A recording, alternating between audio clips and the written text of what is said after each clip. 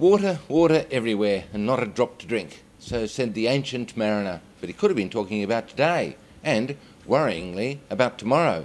Almost all the world's water is too salt to drink, and the fresh stuff is running out. Not because it's raining less, average world rain hasn't changed much in 13,000 years, but because average world demand has been going up for even longer. In Australia, overuse has led to the most serious war between the states since Federation, because the country's biggest river system, the Murray Darling, flows through 4 states and a territory. It's an economic war, because the Murray means money for irrigation, rice, cotton, oranges, grapes. And a states' rights issue, because most of the rain falls in other states, and practically none in the state that needs it most, right here in South Australia. And it's a social issue, because if the upstream states grab as much as they want, there'll be none left for us.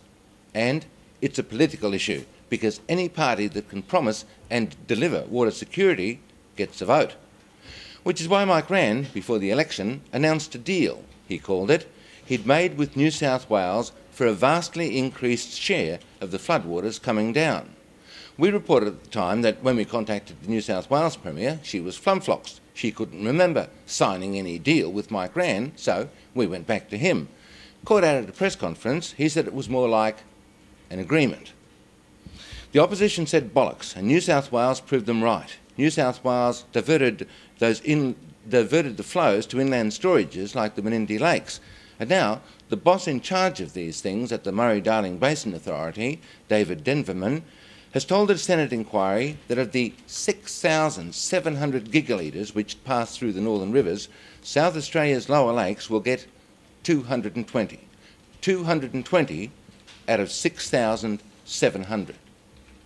So yesterday, the opposition, through Senator Simon Birmingham in Canberra and Mitch Williams in Adelaide, said, "We told you so."